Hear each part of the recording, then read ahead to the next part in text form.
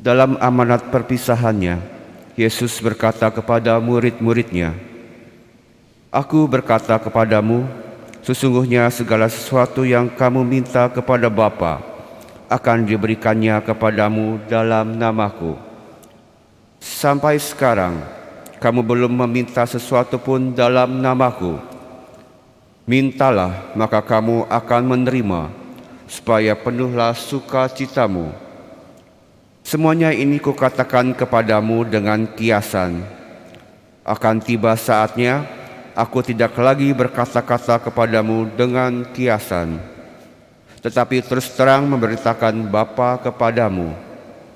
Pada hari itu, kamu akan berdoa dalam namaku, dan tidak kukatakan kepadamu bahwa aku meminta bagimu kepada Bapa, sebab Bapa sendiri mengasihi kamu, karena kamu telah mengasihi aku, dan percaya bahwa aku datang dari Allah. Aku datang dari Bapa, dan aku datang ke dalam dunia. Kini aku meninggalkan dunia lagi dan pergi kepada Bapa." Demikianlah sabda Tuhan. Terpujilah Kristus. Selamat pagi semuanya. Di dalam bacaan Injil hari ini yang baru kita dengarkan bersama, ada satu pernyataan Yesus yang kiranya dapat kita renungkan, yaitu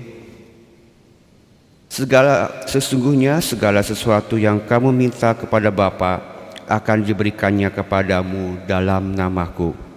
Mintalah, maka kamu akan menerima, supaya penuhlah sukacitamu.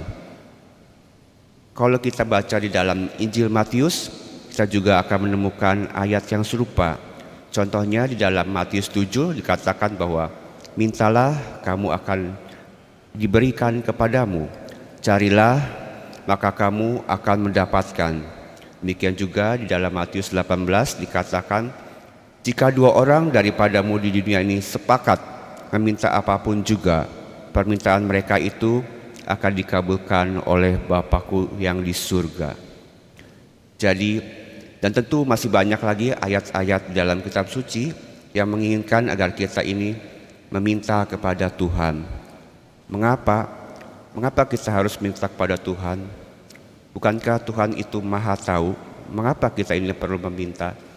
Satu hal yang kita harus yakini bahwa Tuhan mengajak kita untuk meminta kepadanya karena Tuhan ingin kita punya relasi yang dekat dengan Tuhan. Tuhan ingin kita ini berserah sepenuhnya kepada Tuhan, seperti seorang anak kepada orang tuanya, dan juga seperti relasi antara sahabat yang saling tolong dan menolong. Tapi tentu di dalam relasi ini ada hal yang perlu kita ingat, ada hal yang perlu kita garis bawahi, yaitu kita boleh meminta, tapi kita tidak boleh memiliki mental mengemis-ngemis. Yang artinya kita boleh meminta, tapi kita tidak boleh marah apabila permintaan kita itu tidak dikabulkan, apabila permintaan apa yang kita terima tidak sesuai dengan apa yang kita doakan. Dengan kata lain, kita ini harus bersyukur atas apapun yang Tuhan berikan kepada kita.